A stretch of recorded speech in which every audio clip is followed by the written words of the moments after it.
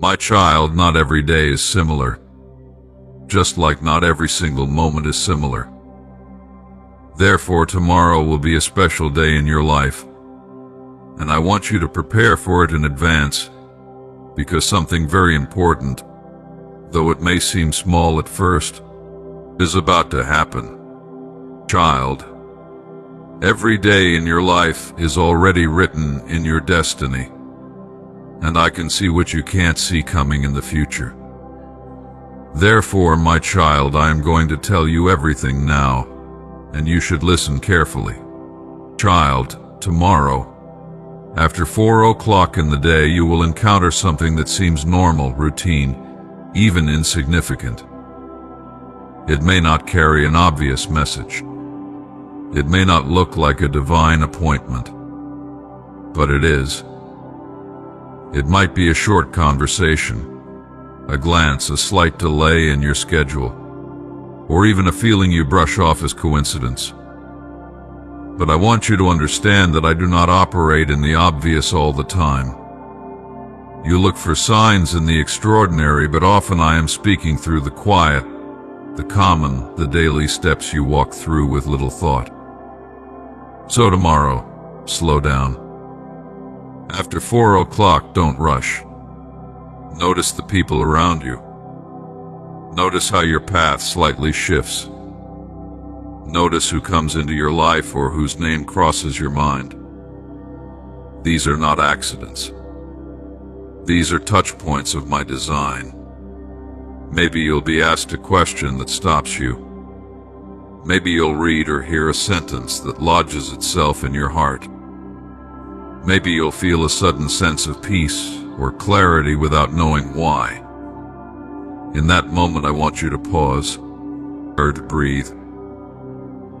Pay attention. That moment is me. So much of what matters in life is subtle. You spend so much energy chasing dramatic change, massive opportunities, loud breakthroughs. But the way I build lasting growth is through layers, small decisions that grow into great foundations. That's what tomorrow is about. This moment I am preparing for you isn't meant to overwhelm you or astonish you. It is meant to show you that I am always present in the places you least expect. The way someone responds to you, the unexpected kind word you offer, or the invitation to do something uncomfortable, these are the ways I lead you. You will be tempted to dismiss it. You will think it's not important. You will think, surely this can't be what God meant. But that's exactly why I chose it. Because the most sacred things are often hidden in simplicity. That's where your awareness comes in. I'm not asking you to be paranoid. I'm asking you to be present. The more you are tuned into what matters, kindness, compassion, attention to your surroundings, the more you will notice me. I may reveal something that shifts how you see someone. I may show you something about yourself that you weren't ready to face until now. I may ask you to respond differently to a familiar situation. This is where the change begins, not with the world outside of you, but with the world within you. You are being refined. Quietly. Purposefully. Tomorrow is one of those refining days. There won't be fireworks. There won't be applause. There will only be a moment that will plant a seed. If you tend to it, if you honor it, if you carry it with care, it will grow into something that changes more than just your path. It will shape your future. There is a stranger you may meet who needs your gentleness. There is a moment where you will be tempted to speak too quickly, and I will ask you to pause instead. There is a window where a decision will be offered to you, and it feels like it can wait. But I will prompt you to respond then and there. My voice will not shout at you. It will not force you, but it will be steady. It will be clear if you are willing to slow down and listen. The reason I am telling you now is because I know how much passes unnoticed in your days. I see how distracted you become. I see the way pressure crowds your mind and worry fills the space meant for peace. I want you to reclaim your awareness. Child, this is what spiritual maturity looks like: not knowing everything, not seeing everything, but being faithful with what is in front of you. You have asked for answers. You have asked for direction. And I am giving you a piece of that tomorrow. After 4 o'clock, be attentive. The light might look a little different. Your usual rhythm may shift slightly. You may find yourself remembering something from years ago. That memory is not random. I will use it to nudge you toward understanding. This moment is about awakening. It's about training you to recognize me in the ordinary. It's about choosing to believe that nothing is too small for significance when I am involved. You do not need to fear missing it. I will help you notice it if your heart is open. Beautiful. You will find joy in this moment if you allow yourself to be available to it. It might not change the entire course of your day outwardly, but inside of you, a door will open. You will begin to see that I have never stopped moving, even in the quiet seasons, and the person you are becoming will start to make sense. Because each small piece, each subtle moment, each overlooked detail, they are all puzzle pieces I am placing together. My timing, my wisdom, and my presence are shaping you day by day. So tomorrow I will speak, not with thunder but with truth. Not with dramatic events, but with undeniable presence. And if you listen, truly listen, you will know that something sacred took place. You will feel it in your spirit. You don't need to do anything extraordinary to prepare. Just be ready to notice. Be ready to respond with kindness. Be willing to take a step in the direction you sense is right. Even if it feels small. That is how great things begin. And child, I do this not just to answer your prayers, but to teach you how to walk with me, moment by moment, decision by decision, breath by breath. For it is in these small things that life is truly transformed. I am not only in the heavens, I am in your habits, in your patterns, in the ways you treat people, in the words you choose, in the way you pause or speak or serve or forgive. That is where tomorrow's moment will live. My child, now that I've spoken to you about tomorrow, I want to speak to you about something even deeper, something that has puzzled you for a long time. You often ask why I do not tell you everything in detail. Why I give glimpses instead of maps, whispers instead of declarations. Why I guide with gentle signs rather than precise instructions. Why I seem to speak in riddles, as though I am hiding the truth from you. And today I will tell you the reason, not as a mystery, but as a truth your heart is now ready to receive. Child, if I told you everything, if I laid out your life like a scroll and gave you every moment in advance, you would not live the life I created for you. You would live in response to knowledge, not in relationship with me. You would become an observer of your life instead of a participant. And that is not why you are here. You were not created to walk a scripted path, memorizing lines and reciting rehearsed answers. You were created to walk with me step by step, day by day, not knowing what the next step holds, but trusting that I do. If I gave you the full picture, you would no longer seek me moment by moment. You would rely on the picture, not the painter. And I want your heart, not just your understanding. I know this is difficult for you because you want clarity. You want certainty. You want to be able to prepare fully for what's ahead. But my child, I want you to understand, certainty is not the same as faith. Faith grows in the soil of the unknown. Faith matures in the waiting, in the wondering, in the not yet. And that is where I do my greatest work within you. If you knew exactly what was going to happen tomorrow, next week, next year, you would stop choosing. You would stop growing. You would stop trusting, because you would no longer need to. I gave you free will not as a burden, but as a gift, a sacred, powerful gift. It is the ability to choose love, to choose truth, to choose me. And for choice to be real, the outcome must remain hidden. If I told you in advance how every decision ends, your choices would become compliance, not love. They would be forced by knowledge, not moved by the heart. And love, my child, real love, must be chosen freely. It cannot be programmed. It cannot be guaranteed. It must be born in freedom, shaped by trust, refined by experience. That is why I do not tell you everything.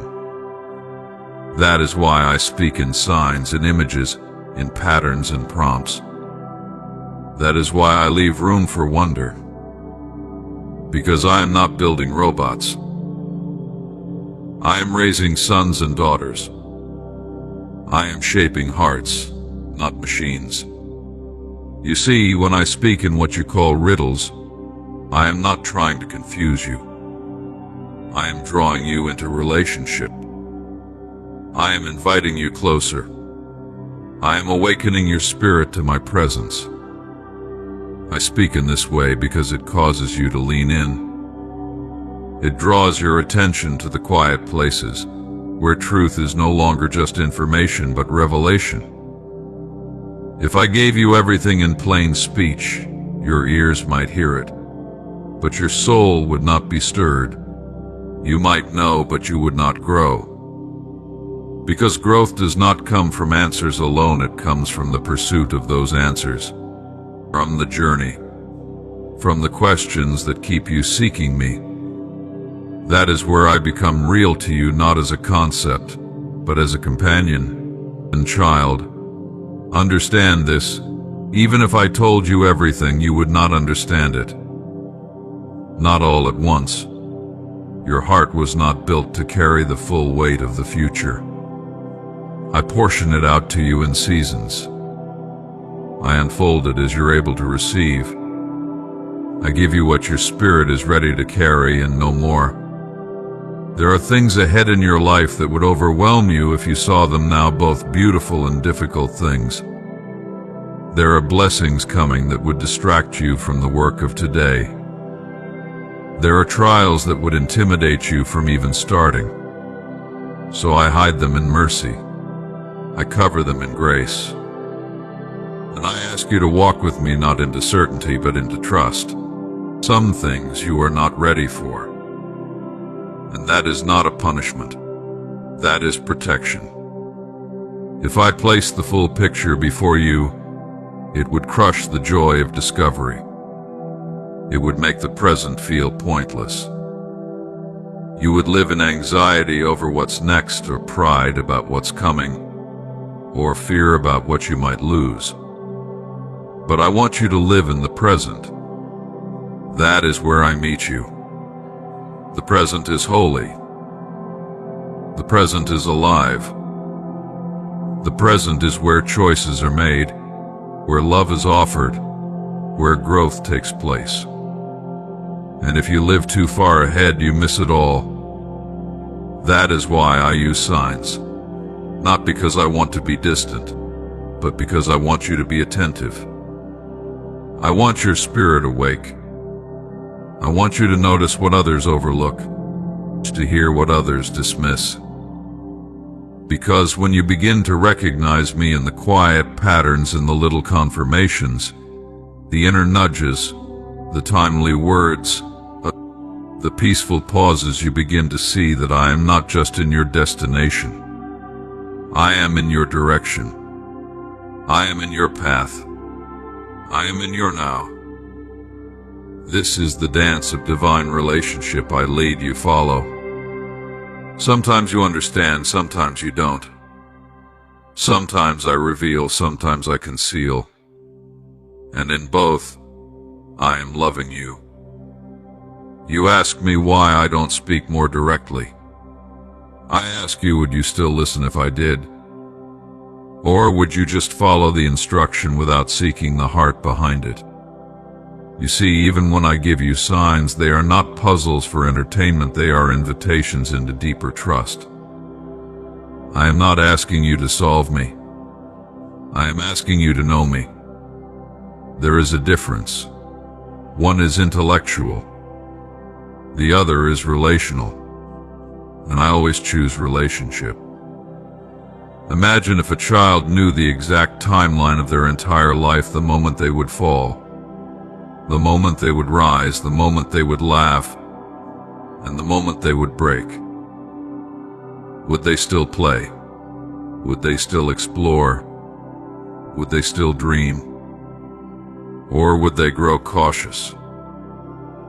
Would they live in the shadow of what's coming?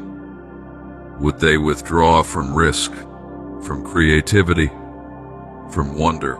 You are still that child, my child. Even with all your years, your soul is young before me. And I protect your wonder by revealing only what is needed, and only when it is needed. Not because I am hiding the rest, but because I am holding it, waiting for the right moment to reveal it.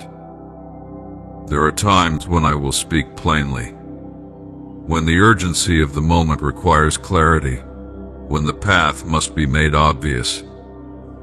But even then, I do not give the full picture. I give enough for the next step, enough to move forward, enough to trust. And that is enough. Some of my children say, if only I knew what was going to happen, I would be ready. But I say to you, if you knew, you would not grow. You would not depend. You would not love freely. If I told you that tomorrow a door would open, but also that the days after would stretch you, would humble you, or would test you, you might decide not to walk through that door at all. And then you would miss everything I had planned. You would step away from your own transformation. That is why I do not tell you every detail, because you would not live by faith. You would live by fear, or worse, by calculation. And love does not calculate.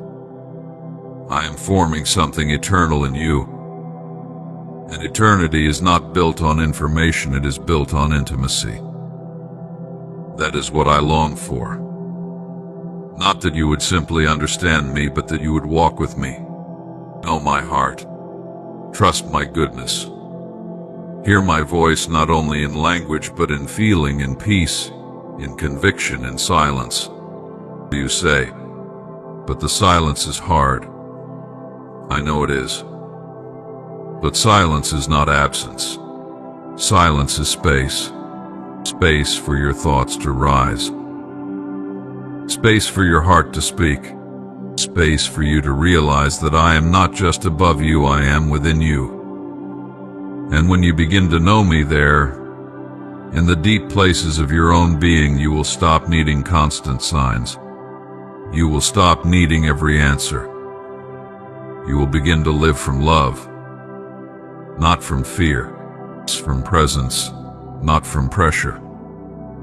This is the freedom I long for you to experience. Not the freedom of having everything explained, but the freedom of knowing that even what you don't understand is being held in my hands.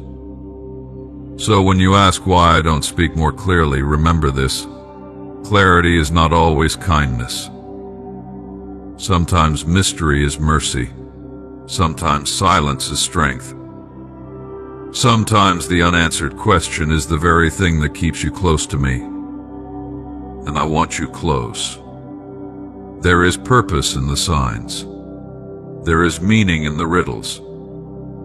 They are not meant to frustrate you, but to form you, to teach your soul how to listen, how to perceive, how to discern. Because the more you walk with me, the more you begin to understand my language. You begin to see that what once looked like riddles are really layers, that what once seemed hidden is actually holy. I never speak without purpose. I never whisper without meaning. Every nudge, every pause, every prompting, it is all part of how I shape you. And the truth is, even when you miss the sign, I do not abandon you. Even when you don't understand the riddle, I do not reject you. I remain. I walk with you. I lead again. I speak again. My faithfulness is not based on your ability to interpret me. It is based on who I am. You will not always get it right. And that is okay. I already accounted for that. I factored in your humanity.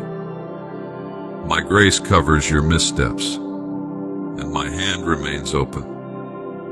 But I want you to grow in this. I want you to learn how to listen not with fear, but with expectancy. Not with tension, but with trust. I want you to become fluent in the language of my presence. Because the more you learn to hear me in the subtle, the more you will trust me in the silence. And the more you trust me in the silence, the more peace you will carry, no matter what happens next. You don't need every detail, child. You need direction. You don't need certainty. You need communion. You don't need a guarantee. You need grace. And I will give you all of that and more. So tomorrow, as you move through your day, remember this conversation. Remember that even if I don't reveal the full meaning of the moment, I am still in it. Remember that if I don't explain every detail, I am not withholding, I am protecting. I am preserving your ability to choose, to trust, to grow. You were not created to live by spoilers. You were created to live by faith. And when your faith rests not in outcomes, but in me, then you will be unshaken. Then you will be free. Then you will be ready not just for what's next, but for everything I have prepared for you. That is why I don't tell you everything. Because I love you too much to let you miss the beauty of walking with me. Your God.